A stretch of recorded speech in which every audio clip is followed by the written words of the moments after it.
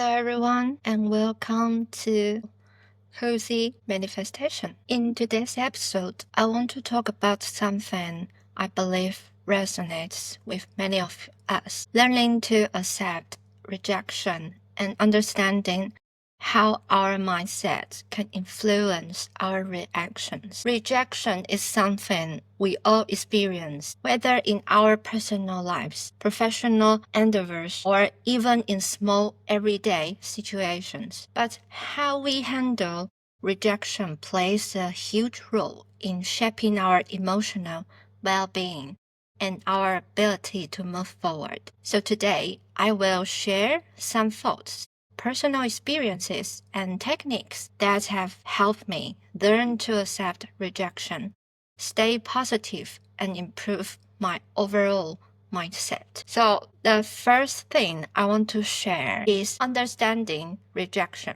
Let's start with a thought I came across recently. Rejection often begins with how we judge ourselves. When we reject ourselves or think we are not good enough, our body reacts negatively. This self-judgment creates patterns that can make it harder to manifest positive outcomes in our lives. For example, imagine you are trying to visualize yourself as healthy, but at the moment you are dealing with an illness. Your body might resist believing this healthy image because it feels like it's stuck in the current state. Instead of aiming for 100% health right away, you can try imagining smaller steps toward that goal. Accepting where you are and encouraging yourself along the way can make a big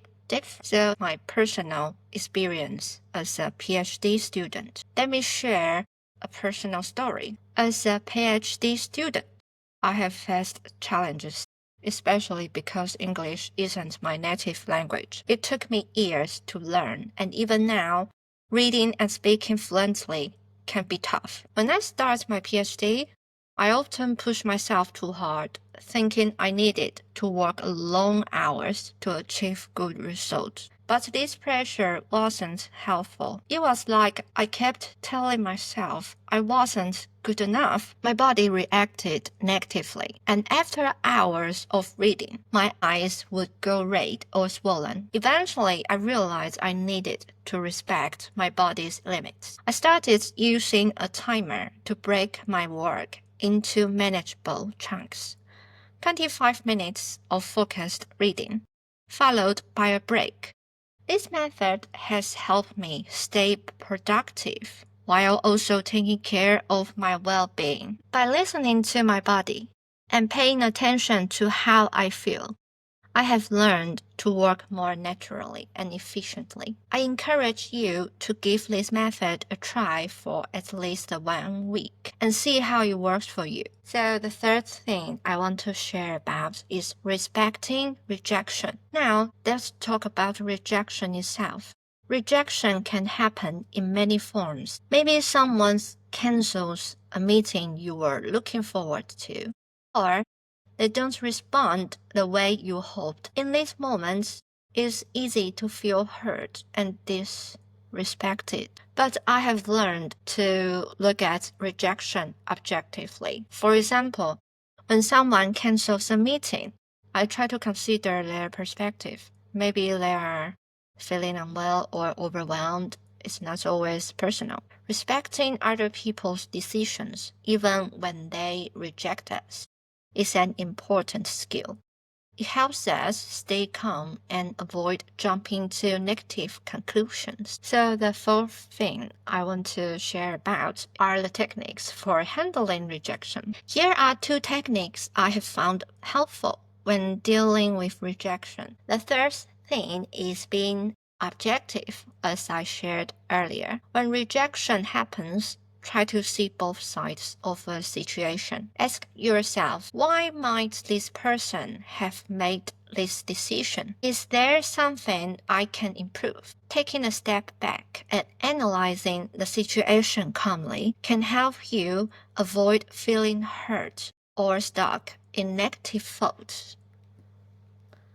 Second, think positively. This might sound simple, but it works. When faced with rejection, think about 3 positive things related to the situation. For example, if a meeting gets cancelled, I might think, now I have more free time to do something I enjoy.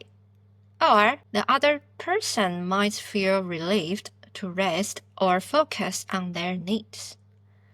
Or this gives me an opportunity to practice flexibility and patience. By focusing on the positives, you can shift your mindset and create a new habit of seeing rejection in a more constructive way. The fifth thing is creating new patterns. Learning to handle rejection is about creating new patterns. It's not easy at first, but with practice, it becomes a habit. Try these techniques for at least a week. Even if you failed sometimes, keep going. Remember, better decisions lead to a better long-term result and ultimately a better life. So I think the conclusion is rejection doesn't have to be a negative experience. By respecting yourself, listening to your body, and staying objective, you can turn rejection into an opportunity for growth and self-improvement. I hope these tips